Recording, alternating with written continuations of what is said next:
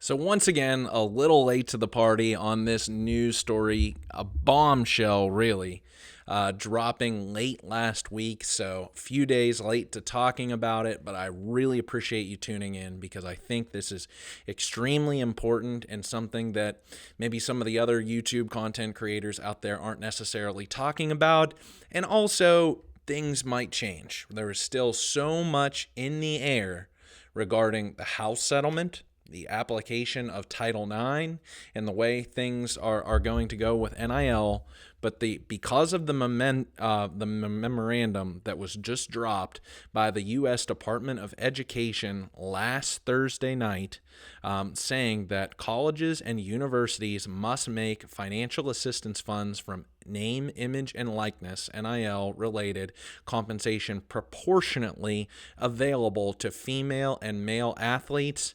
This could send a nuke to schools like West Virginia, but also nationally. And you saw a response, I think it was already from U.S. Senator from the state of Texas, Ted Cruz, saying that this, cannot stand. So who knows how this is going to happen, but this is a very, very complicated and very, very messy situation. So to kind of give you a little bit of the background here, if you're watching this video, you may know a little bit about what's going on with the House settlement. We always have to talk about name, image, and likeness because it's a part of today's world of the NIL transfer portal era that began on July 1st of 2021. So with the House settlement, which is apparently supposed to be decided, agreed upon April 7th, is that back pay in the terms of billions of dollars, half paid by the NCAA, a portion of it being paid by member institutions, for players going back, I think, about a decade or so, is going to apparently be paid based upon market value of the TV contracts from that was paid out to those players. So you're out of those House settlement penalty payments back from the institutions. There will already be a disproportionate sum being used toward football players, toward basketball players, and men's basketball players, and then the rest of them being female sports athletes, Olympic sports athletes, because that is what today's TV networks are paying for. That they are paying for those broadcast rights for football and men's basketball. And we already know that the NCAA is a cash cow for the March Madness tournament. Up and coming is the baseball tournament, is women's softball, women's basketball. Women's basketball probably the leader in the pack in the terms of college basketball and what it makes for the TV networks and its deals. But so that is what essentially, by the terms of a lot of these schools out there nationwide, trying to get ahead of it and planning, now in January and also December with the transfer portal opening it up, thinking that if this House settlement is finalized in April, that schools like, I'm going to use a lot for this video, Texas Tech, ahead of the game in how that it's going to allocate its revenue share dollars. So with that being said, that was kind of the precedent being set here, was that was not going to violate Title IX with this House settlement, is if the schools use that as a precedent for the basis of how they're going to do things moving forward. Now, talking with a friend of mine who works in college sports, we've been kind of talking back on this idea for months now, and he said that this will never work with Title IX. And I just said, I'm reading you the latest Ross Dellinger Yahoo Sports article. This is what's being talked about. And he just said, watch, what happens with Title IX. And what do you know? This memorandum coming out this past week makes it so that moving forward after this House, I don't even think after the House settlement, how things move when revenue sharing comes into the ballgame is that if you move your dollars from an outside third party, in most terms, as we know them as collectives, if you're moving your collective operation in-house, which West Virginia has, merging Country Roads Trust with the Mountaineer Athletic Club, the dollars that are shared to the student athletes have to be proportionate between females to males. And that is what cannot work. Cannot work if you're, it doesn't matter if you're West Virginia, but anyone else. So this is something that I talked about during my National Signing Day video in early December, and kind of talked about this. This is what's going to happen now with these roster limits and decisions on outside sports at West Virginia. So that the reason why I feel as if that the Mountaineer Athletic Club and Country Roads Trust merged is behind the new announcement of Rich Rodriguez being named the new head coach, is that West Virginia is trying to flood the dollars and cents that are being allocated to athletics thanks to nonprofit 501c3 tax-deductible donations from all of us fans, mega boosters, everyone, to get money into the coffers, flood the war chest as soon as possible so that it can give out the full revenue share from the university, from the athletic. I don't know how exactly that those dollars and cents make its way from the university and the athletic department then down to the players, but that's kind of the thinking. Something with it's national news now about West Virginia and its financial struggles of the past couple of years with the $20 million deficit, the cutting of many academic programs, this, that, and the other thing. So, and West Virginia is not a team that is amongst, I think, the top 40 or just thereafter in athletic department revenue. So it's something that has been long talked about by Ren Bakers, that West Virginia needs to find additional sources for athletic department revenue. So everything's on the table. I feel like from stadium naming rights to patches by companies on uniforms, but this is all kind of tenuous and flimsy based upon what's coming out with the revenue sharing model. And it now just got flipped on its head by this memo by the Department of Ed. So all it's going to take, I go back to my example of Texas Tech. Texas Tech, I think it was like early December, right when the regular season ended, went out there and published. You can go out, I think it's either on their website or if you just Google, they published how they are going to do their revenue sharing model for its student athletes for the next academic year. And overwhelmingly, I think 75% or more are going to football players. And then another large percentage is going to be its men's basketball team.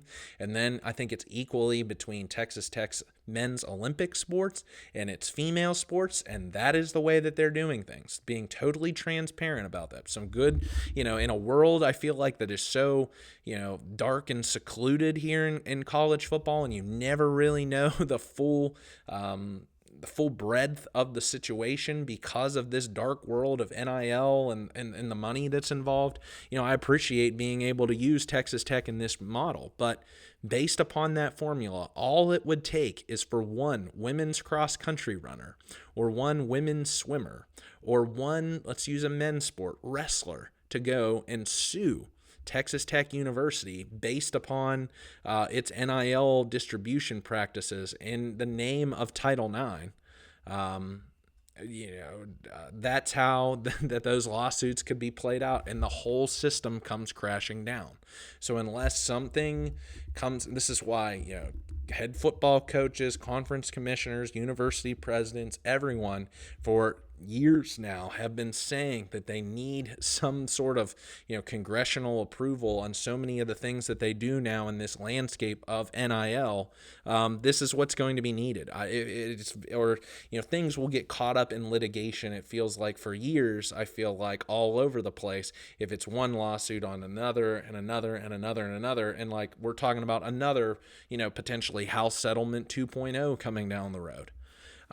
So I kind of looked at it in West Virginia's terminology for this video, of student athlete breakdown by team. So I took all of West Virginia's, 1, 2, 3, 4, 5, 6, 7, 8, 9 women's sports against its 7 male sports also one co-ed team, that being the rifle team. And between, again, West Virginia's 9 women's sports and 7 men's sports, West Virginia has a grand total of 432 total athletes. So if you break down $20.5 million, which is the full rev share allowed under these new terms that are being put out based upon the House settlement, West Virginia would be allocating $47,453.70 for a year to each of its student athletes. That's everyone from, a freshman women's rowing member down to Nico Marchiol at quarterback. And I'm just taking the numbers of the players that are currently on the teams as of right now. So I know things have changed with all the additions of the transfer portal players, and that's already happening, and players who have left the program and stuff like that. But just kind of taking at a point in time for this video's purposes, West Virginia has 189 female athletes and 243 male athletes. So the way that West Virginia is able to stay within those Title IX regulations essentially is by team. Even though West Virginia is already disproportionate in terms of having more male student athletes than female student athletes, there are 9 female teams to 7 male teams. So we know that football just throws those numbers completely out of whack. Hasn't been something that's been enforced in Title IX purposes. But that's why Title IX can be arguably a detriment to male sports if you have more male teams to female teams, but you have more female athletes than male athletes. So that's just what's the conundrum of this Title IX ruling, and now deeming that NIL payments are considered as financial aid, so they have to be proportionate. So with that being said, if we're already seeing players like Nico Iamaleava at Tennessee, and I know I just butchered that last name, signing out of high school for an $8 million deal. Bryce Underwood getting a $10 million deal at Michigan as a true freshman. There is no way that West Virginia is going to be able to compete in the next iteration of college football's revenue sharing and keeping up with the Joneses in dollars and cents by paying its football players $47,453.70 for a year. There's no way, absolutely no way. And that's everybody from early enrollee, true freshman, third string, fourth string left tackle, Brandon Homedy, all the way up to, starting quarterback Nico Marchiol. Everybody's getting paid the same, but also the female athletes. So here's a hypothetical situation for you, which would be absolutely radical for West Virginia University's athletic department, is you would, in this hypothetical case, I'm cutting down West Virginia's 2 most profitable male sports teams in football and men's basketball, and then keeping 2 that have seen, relatively the best recent success in men's soccer and baseball. And whenever I'm doing that, that would cut all, West Virginia's women's sports teams down to 4, again, to be proportionate team by team, proportionate for Title IX. Let's say women's basketball, women's soccer, its 2 best performing women's teams programs, and you already invested so many millions of dollars into West Virginia's new swimming and diving facility out at Milan Park. Same with its women's track and field team. West Virginia hasn't had the greatest success, I feel like, in volleyball, gymnastics, rowing, cross country, women's tennis, kind of an afterthought. And again, it's unfortunate, but having to look at it in these terms of financial dollars and cents is West Virginia does not make money off of those sports. So they're just costing, just the financial investment. So, but that would also mean that if West Virginia's rifle team perhaps, went under, because again, are you going to share that $47,000 each with eight of those rifle athletes, and despite your football players and your basketball players? No. So if you cut them Unfortunately, West Virginia would have to make hard cuts to say its golf team, to its men's swimming team, to its wrestling team. Again, get to 4-4. And when I say cut, I don't necessarily mean that West Virginia's teams would have to just go away, disappear. This is kind of the talking point across the country and what's going to be the next evolution, I feel like, of the NCAA or college athletics, and unfortunately may turn into club sports, in which are not university funded, therefore are not subject to Title IX, or therefore not subject to revenue sharing.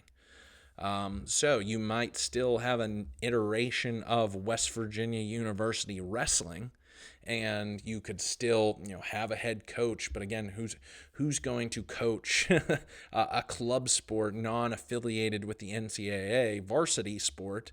What kind of athletes does that draw to your program, so on and so forth. So you can see and then, just all of the alumni backing, there is a pride and passion, I know, especially in this region of the country, for wrestling.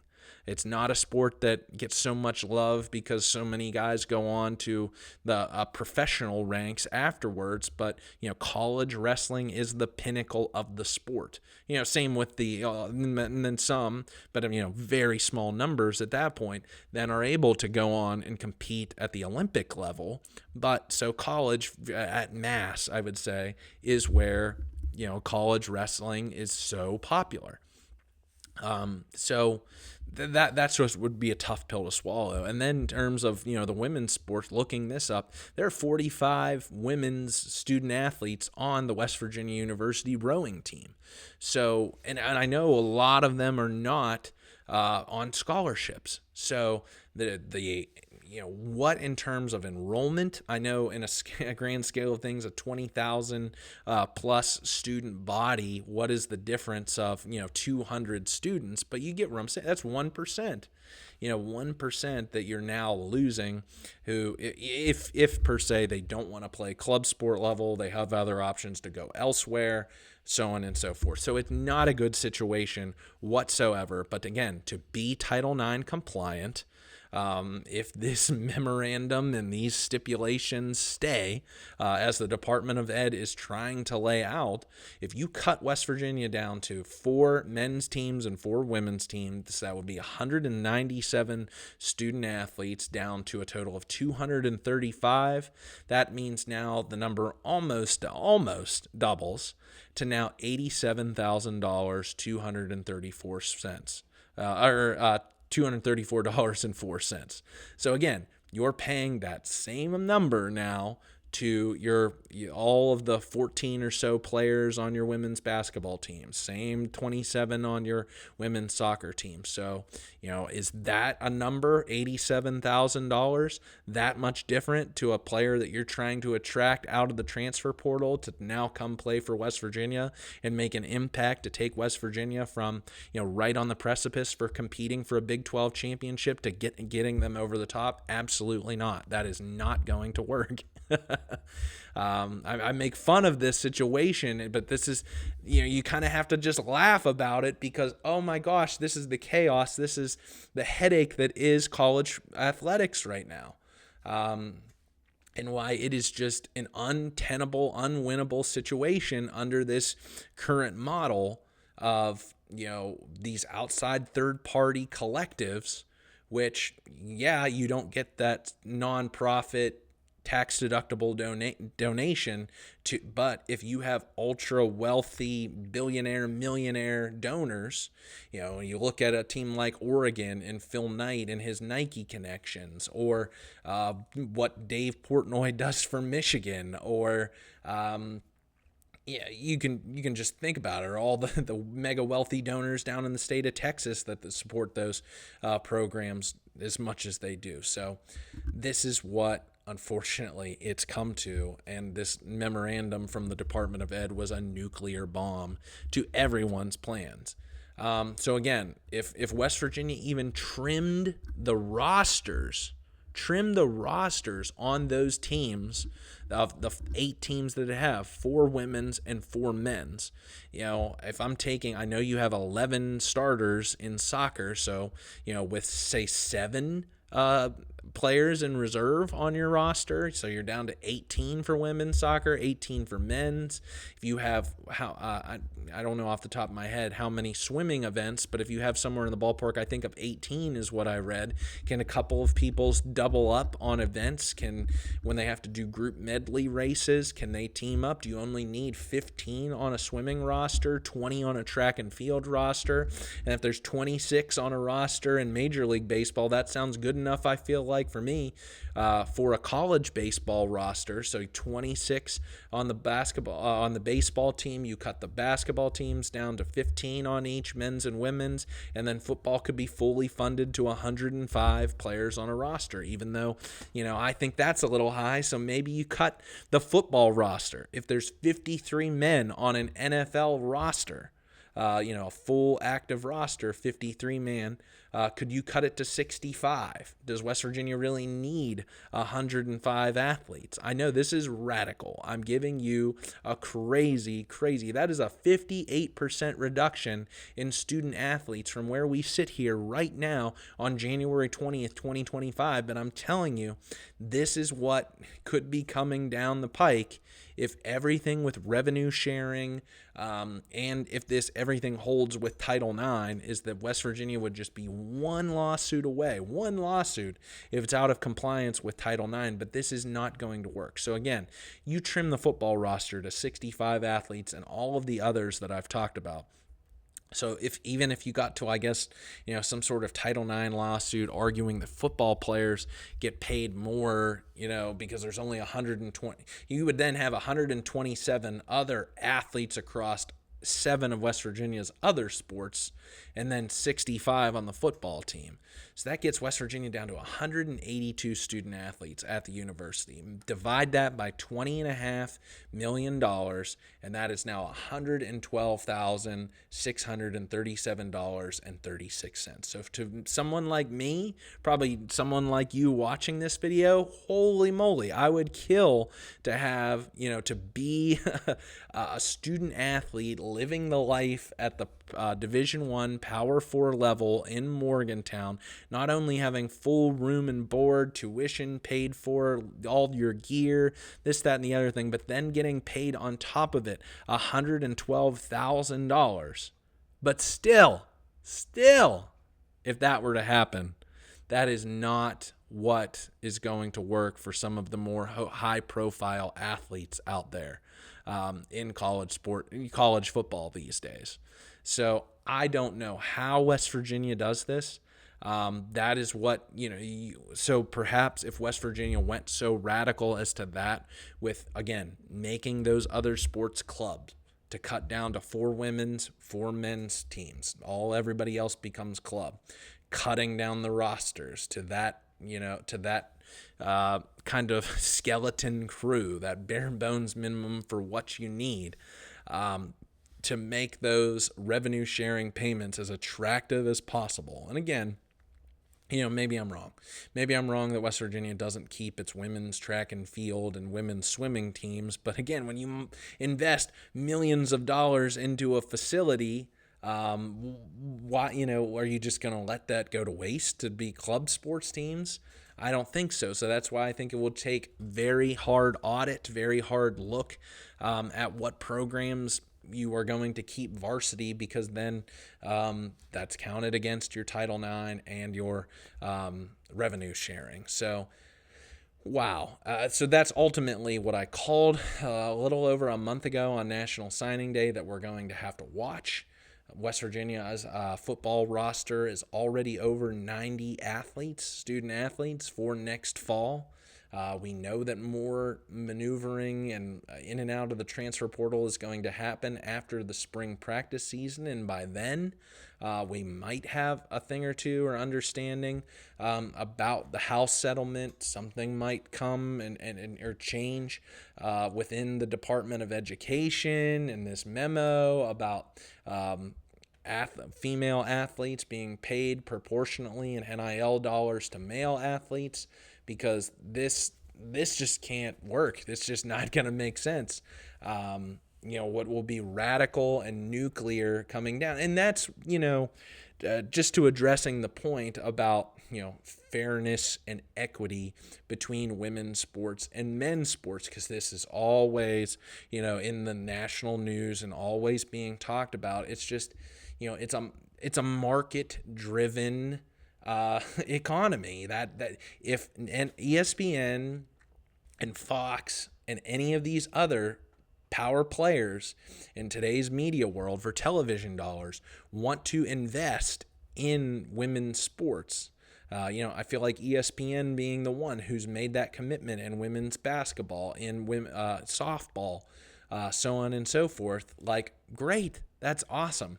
But if these companies are paying, 80%, 90% or more for your coverage of your men's sports, predominantly football and then a touch of it being men's basketball, that makes common sense to me about how those players are being the television dollar revenue sharing going in the way Texas Tech has its model.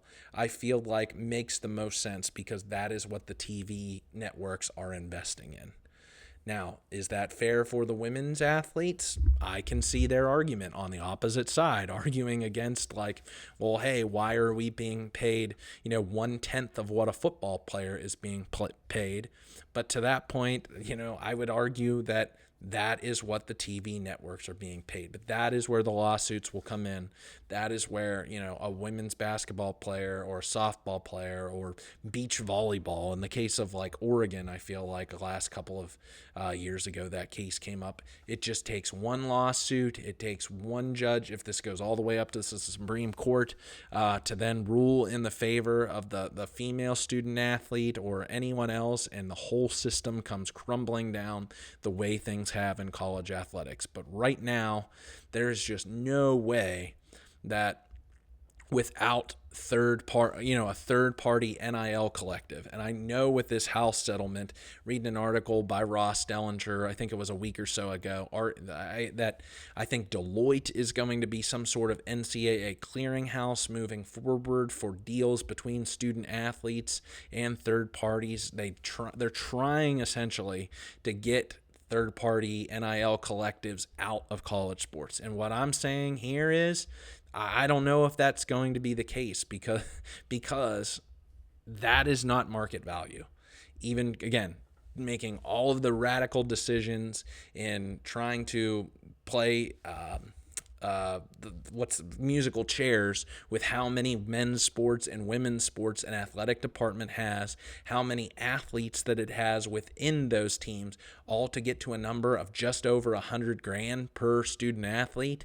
That's just not, for football, it's not going to work. For basketball, it's not going to probably work. And, hearing, I think it was from Jay Kuntz a couple of seasons ago with, I think it was 2022, all of that West Virginia learned out of the first year of transfer portal recruiting is that you had to offer players who were borderline on the cusp of making the NBA or the G League comparable money in an NIL deal for them to stay with your college basketball program and not go somewhere else and play professionally, where they have, maybe not as good of medical care as, a college team is with physical trainers and stuff like that.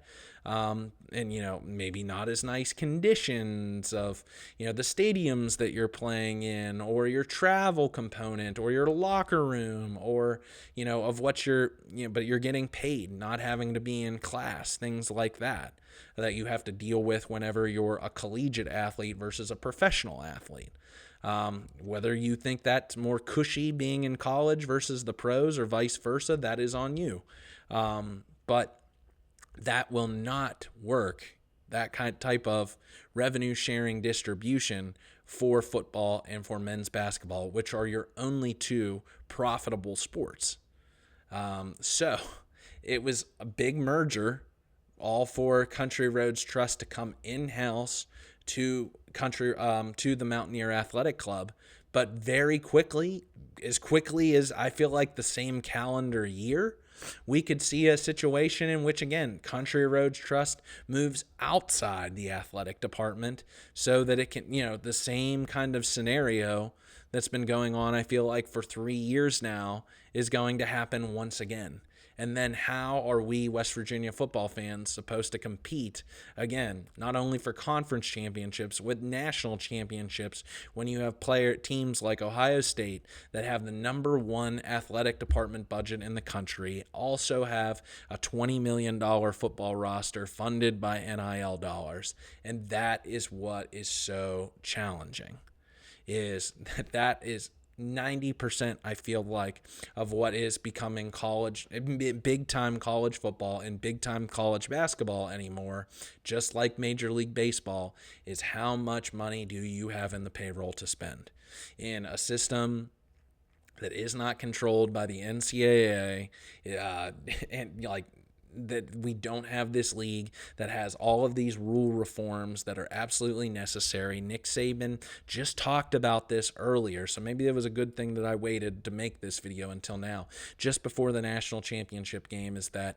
there has to be some sort of a reining in of NIL dollars, that you can't have teams on the field competing with a $3 million roster in the name of NIL versus a team that has a $30 million roster.